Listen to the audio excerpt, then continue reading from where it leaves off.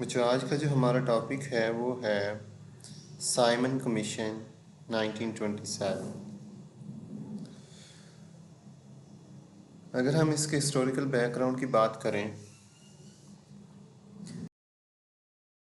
हमारे पास government of India act 1919 है। उसके अंदर एक प्रॉमिस किया गया था कि हम आने वाले 10 साल में पहले वाली जो रिफॉर्म्स हैं उनको रिव्यू करेंगे और न्यू रिफॉर्म्स जो हैं वो इंट्रोड्यूस करेंगे या इंट्रोड्यूस करवाएंगे। अब ये प्रॉमिस था गवर्नमेंट इंडिया एक्ट 1919 जब मॉन्टेग्यू चेम्सफोर्ड रिफॉर्म्स 1919 में। तो इसी चीज़ को देखते हुए इंडिया के अंदर जो है वो डिमांड्स होना शुरू हो गई कि हमें जो है मज़ीद राइट्स दिए जाएंगे, दिए जाएं, न्यू रिफॉर्म्स इंट्रोड्यूस हों। उस पर्पज़ के लिए 1925 के अंदर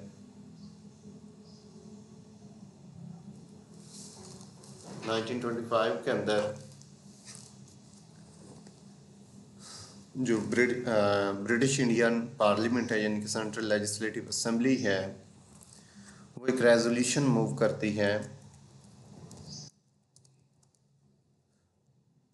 रेजोल्यूशन क्या है कि जो गवर्नमेंट है, ब्रिटिश गवर्नमेंट, उसे जो है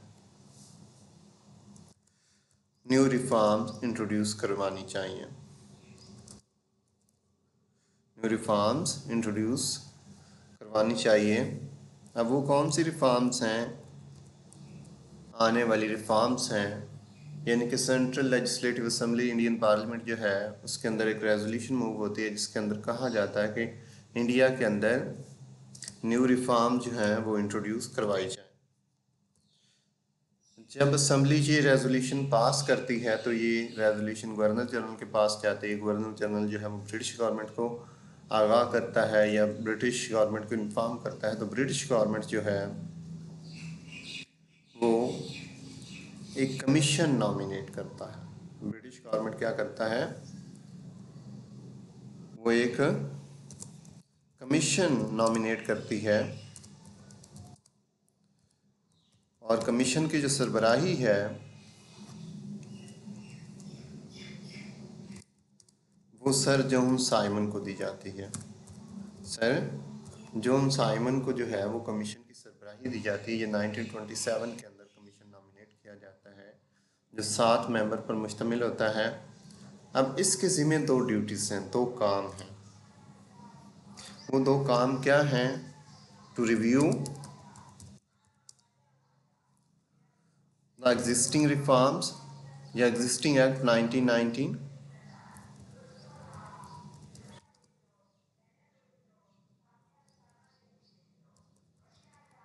और दूसरा जो इसकी ड्यूटी है वो क्या है कि जो इंडियन हैं उनकी जो डिमांड्स हैं उनको देखा जाए और उनको कॉन्स्टिट्यूशन के अंदर इनकॉर्पोरेट किया जाए। वो कैसे इनकॉर्पोरेट की जाएंगी कि जब तक हुकूमत को ये नहीं पता होगा कि इंडियन की बेसिक डिमांड क्या है, तब तक वो इंडियन की जो डिमांड्स हैं उनको इनकॉर्पोरेट कॉन्स्टिट्यूशन के अंदर, एक्ट के अंदर नहीं कर सकते। अब ये भी मकसद है to meet with Indian leaders to discuss future reforms या फ्यूचर एक्ट आप कह सकते हैं। तो ये 2 पर्पस जो हैं इस कमीशन के सिमे थे। अब इसके अंदर जो वैसे मकसद हम बात करें तो वो क्या है कि ब्रिटिश गवर्नमेंट जो है सेल्फ गवर्नेंस जो है वो देखना चाह रही थी कि उसकी क्या हालात हैं, यानी कि वही बात आ गई to review the existing reforms कि उनका किस हद तक फ़ायदा हुआ है। सेकंड, जिस तरह यहाँ पर rising political pressure in India, इसकी बात हो रही है, यानी कि असम्बली ने बाकायदा एक करारदाद पास कर दी कि जो रेजोल्यूशन रिफॉर्म्स हैं वो इंट्रोड्यूस करवाई जाएँ। अब नेक्स्ट स्लाइड के अंदर जो मेजर इशू है कमीशन का वो क्या है कि कमीशन 7 मेंबर पर मुश्तमिल था जो कि सारे ही ब्रिटिश थे। उनके अंदर इंडियन जो है वो शामिल नहीं थे, जबकि जो कॉन्स्टिट्यूशन है बनाना है, जिस मुल्क के लिए सजेशन देनी है, उस कमेटी का, उस कमीशन का मेंबर ही नहीं है। तो इंडियन जो पॉलिटिकल लीडरशिप है वो समझती है कि हमारी ये बेइज्जती है कि हमारे लिए कॉन्स्टिट्यूशन बनाया जा रहा, हमें ही उसके अंदर इनकॉर्पोरेट नहीं किया जा रहा, शामिल नहीं किया जा रहा, हमें ही रिप्रेजेंटेशन नहीं दी जा रही। तो जो मेजर पॉलिटिकल पार्टीज़ हैं वो इसका बाइकाट करती हैं और जो स्लोगन लगाती हैं साइमन गो बैक, तो ये पूरी नेशन, पूरे सब कॉन्टिनेंट के अंदर डिमॉन्स्ट्रेशंस होती हैं, प्रोटेस्ट होते हैं। और इन्हीं प्रोटेस्ट के दौरान लाला लाजपत राय जो हैं वो ज़ख्मी भी होते हैं। अब इसके अंदर कौन सी मेजर पॉलिटिकल पार्टीज थीं जो बाइकाट करती थीं, कर रही थीं? उनके अंदर हमारे पास इंडियन नेशनल कांग्रेस है,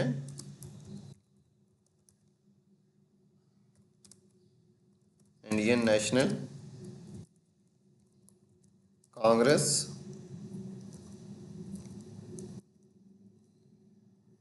all India Muslim league,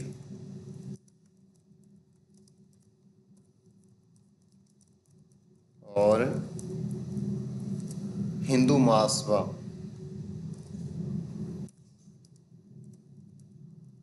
Hindu Mahasabha. इस तरह के जो पॉलिटिकल पार्टीज हैं उन्होंने बाइकाट किया। बट यहाँ पर ऑल इंडिया मुस्लिम लीग जो है वो 2 ग्रुप्स में डिवाइड हो जाती है। ऑल इंडिया मुस्लिम लीग जो है 2 ग्रुप्स में तकसीम होती है, और जो शफी ग्रुप है ऑल इंडिया मुस्लिम लीग का वो सपोर्ट करता है साइमन कमीशन को, और जो जिना ग्रुप है वो ऑल इंडिया साइमन कमीशन को जो है रिजेक्ट करता है, उसका बाइकाट करता है। अगर हम सिग्निफिकेंस की बात करें तो उसके अंदर क्या है कि हम देखते हैं कि जो इंडियन कम्युनिटी है तरीके खिलाफत के बाद अगेन यूनाइट होती है अगेंस्ट द ब्रिटिश रूल, और यही जो है बेस बनती है नेहरू रिपोर्ट की। जब इंडियन ने हुकूमत को प्रेशराइज किया कि इसके बाइकाट किया साइमन कमीशन का, और हुकूमत जो है प्रेशराइज हुई, तो उन्होंने कहा कि आप खुद कॉन्स्टिट्यूशन बना दें, हमें सजेशन दे दें, हम वैसा कॉन्स्टिट्यूशन बनाकर इम्प्लीमेंट कर देंगे। लेकिन इससे क्या हुआ कि तमाम पॉलिटिकल पार्टीज की कॉन्फ्रेंस बुलाई जाती है, फिर वो सजेशन दी जाती हैं, खा वो नेहरू रिपोर्ट की सूरत में है, दिल्ली प्रपोजल की सूरत में है, या चिना 14 पॉइंट्स की सूरत में है, तो ये फिर सजेशन दी जाती हैं। तो यहाँ पर हम समझते हैं कि जी जो इंडियन कम्युनिटी है ये यूनाइट होती है। मेन जो हमारा काम है वो क्या है, वो है साइमन कमीशन रिपोर्ट जो 1930 के अंदर पब्लिश हुई। फर्स्ट जो वॉल्यूम है उसके अंदर इंडियन प्रॉब्लम को डिस्कस किया गया। अब ये जो प्रॉब्लम्स हैं पॉलिटिकल हैं, पॉलिटिकल प्रॉब्लम जो इंडिया के अंदर थे उनको डिस्कस किया जाता है। सेकंड जो है उसके अंदर उनका सल्यूशन बताया जाता है। अब वॉल्यूम क्या है, उर्दू में हम इसे जिल्द बोलते हैं। जिस तरह अहादीस की बुक्स होती हैं उसके अंदर वॉल्यूम 1, जिल्द अव्वल, जिल्द दोम, सोम, चहारम, इस तरह क्या करके जो है जिल्दें बनी होती हैं। आल तो बुक एक ही होती है लेकिन उसको डिफरेंट पार्ट्स में डिवाइड किया जाता है चूँकि बुक बहुत बड़ी होती है। अच्छा, जो प्रॉब्लम्स हैं उनमें कौन से प्रॉब्लम्स हैं, चंद एक हम डिस्कस करते हैं। Representation problem, representation problem. अब ये क्या है रिप्रेजेंटेशन प्रॉब्लम कि इंडिया जो है उसके अंदर कई कम्युनिटी आबाद थी, जिसके अंदर हिंदू हैं, मुसलमान हैं, सिख हैं, पारसी हैं, बुद्ध मत हैं, क्रिश्चियन हैं, एंग्लो इंडियन हैं। इस तरह की कम्युनिटीज़ आबाद थी। आल दो इंडिया कहने को एक मुल्क था बट ये यूरोप की तर्ज का कोई मुल्क नहीं था।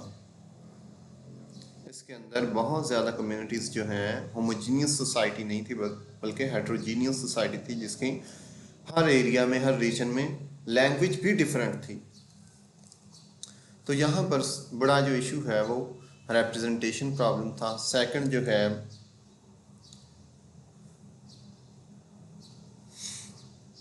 सेकंड जो इशू है वो था फ्रेंचाइज का,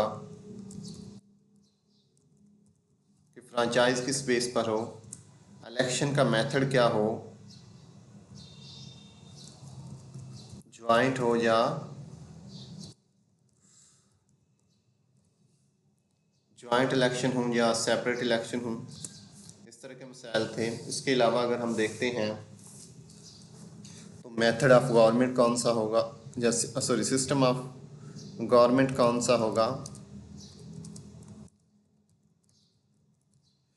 इंडियन को कितनी पावर देनी है,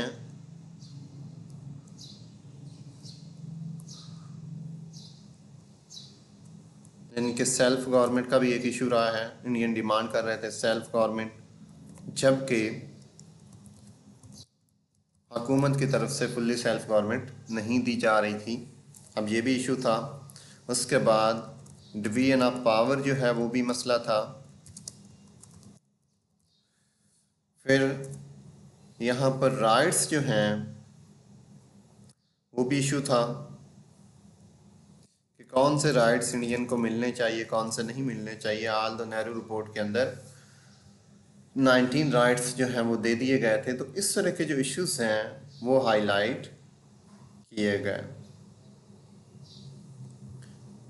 जो पार्लियामेंट है उसके पास कौन सी पावर्स होंगी, ये भी इशू था।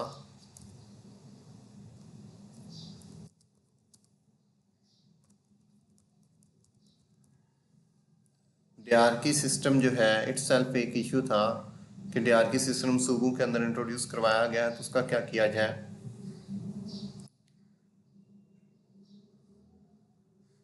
या उसका क्या करना है। तो इस तरह के जो मसाइल हैं वो मौजूद थे। अब नेक्स्ट स्लाइड के अंदर हम ये चीज़ें इंक्लूड करते हैं।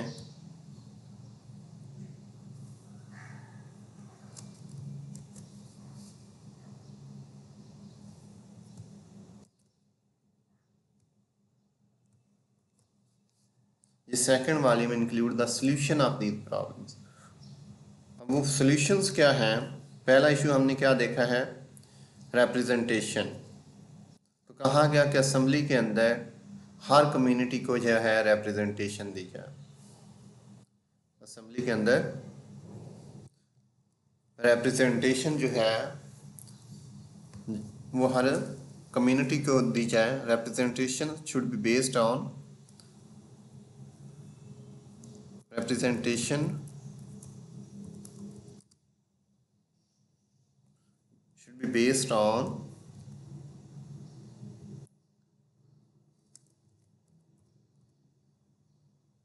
should be based on community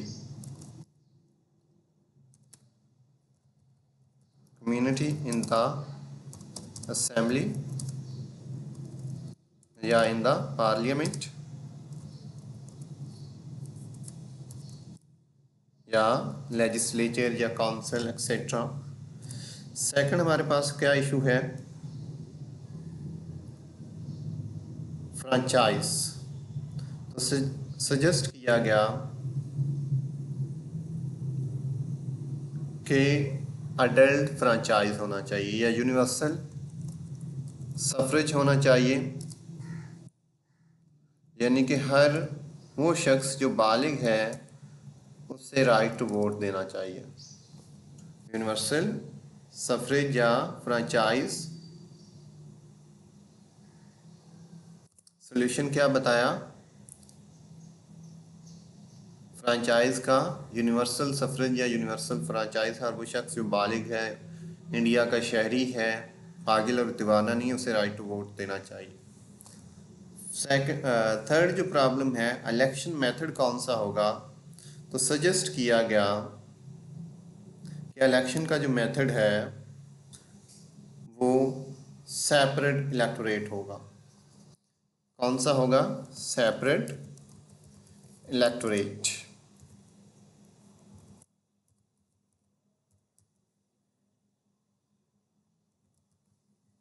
यानी कि हर कम्युनिटी जो है उसके लिए उसे ये राइट होगा कि वो अपने नुमाइंदे मुंतखब कर सकते हैं।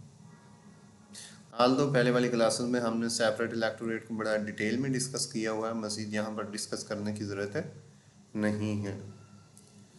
फिर हमारे पास सिस्टम ऑफ गवर्नमेंट की बात की गई है।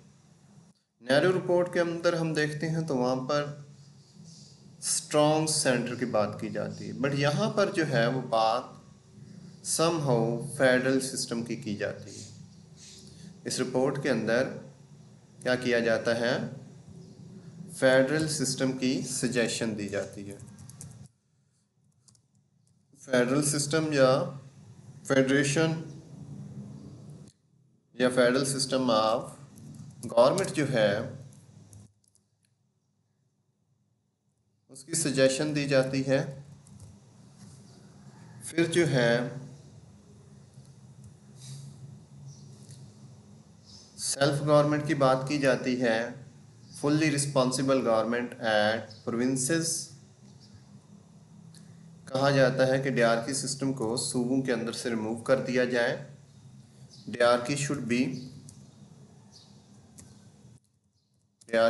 बी removed या abolished from the provinces and introduced a self-government in provinces। Provinces से वो जो डियारकी सिस्टम, डिवीजन ऑफ पावर थी बिटवीन टू अथॉरिटीज़, इलेक्टेड और नॉमिनेटेड, उसको क्या किया जाए? ख़त्म कर दिया जाए और उसकी जगह फुल्ली जो गवर्नमेंट है हैंडेड ओवर टू इंडियन। कि जो सूबाई लेवल पर हुकूमतें हैं वो इंडियन को हैंड ओवर कर दी जाए। उसके बाद कौन सा प्रॉब्लम हमारे सामने है? वो है डिवीजन ऑफ पावर। कि डिवीजन ऑफ, चूँकि फेडरल सिस्टम अडॉप्ट करना है तो उसके लिए डिवीजन ऑफ पावर करनी पड़ेगी। डिवीजन ऑफ पावर के अंदर क्या होता है कि जो इख्तियारात हैं वो आइनी तौर पर डिवाइड कर दिए जाते हैं between provinces and federal government और central government.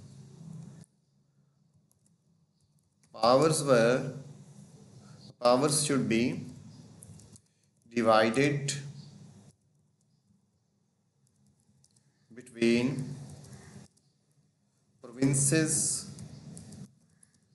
and federal government. जो पावर्स हैं उनको फेडरल गवर्नमेंट या सेंट्रल गवर्नमेंट और सूबों के दरमियान डिवाइड की जाएंगी। कौन सी पावर सेंट्रल गवर्नमेंट या फेडरल गवर्नमेंट को दी जाएंगी?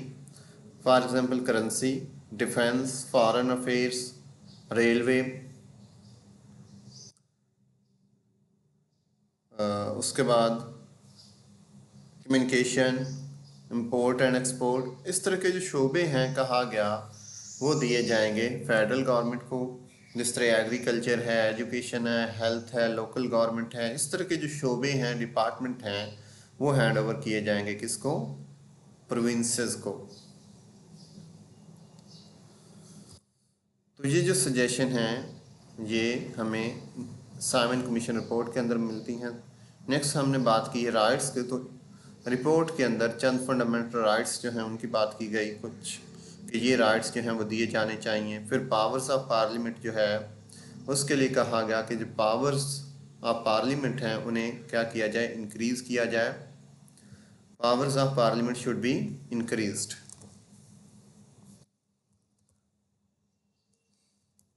Powers of Parliament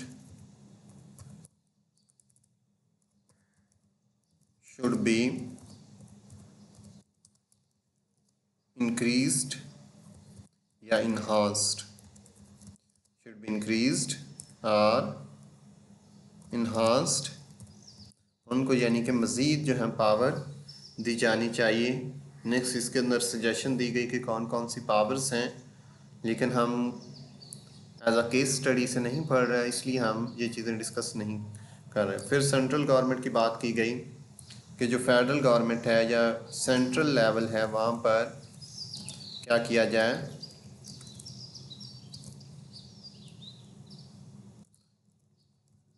वहाँ पर DRK सिस्टम जो है इंट्रोड्यूस करवाया जाए। DRK system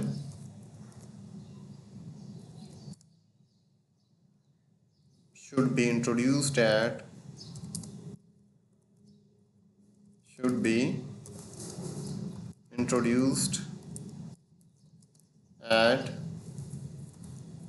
central level.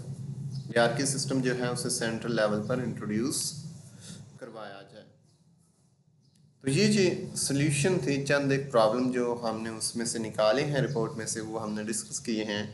अब DRK सिस्टम क्या है, इसके अंदर हम ऑलरेडी डिस्कस कर चुके हैं कि DRK एक ऐसा निज़ाम हुकूमत होता है, such a system of government in which government powers are divided between two authorities. One may be elected and second may be nominated.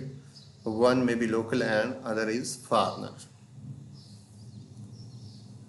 तो ये हमारे पास रिपोर्ट के अंदर सजेशन थी। फुली रिस्पॉन्सिबल गवर्नमेंट मज़ीद जो है इसके अंदर आप दे सकते हैं DRK system at centre, federal system, separate electorate, by cameral legislature, इस तरह की जो सजेशन हैं हमें देखने को मिलती हैं। बाई कैमरल लेजिस्लेचर यानी कि पार्लियामेंट जो है वो बाई कैमरल होनी चाहिए। तो ये सारी हमारे पास सजेशंस हैं। इन तमाम चूँकि बाइकाट किया गया था पार्लियामेंट की इंडियन पॉलिटिकल पार्टीज़ की तरफ से, इंडियन पॉलिटिकल पार्टीज़ ने अपनी तरफ से चंद एक सजेशन जो हैं वो दी कॉन्स्टिट्यूशन मेकिंग के लिए, कॉन्स्टिट्यूशन फ्रेमवर्क के लिए या कॉन्स्टिट्यूशन बनाने के लिए, जिनके अंदर नेहरू रिपोर्ट है, जिना 14 पॉइंट्स हैं, दिल्ली मुस्लिम प्रपोजल्स हैं, उसके बाद और बहुत सी सजेशंस हैं, लेकिन ये मेन चीज़ें जो हैं इसके रिलेटेड हैं। अब बच्चों किसी का कोई क्वेश्चन है तो आप लोग पूछ सकते हैं। जी बताइए स्टूडेंट, कोई आपका क्वेश्चन है?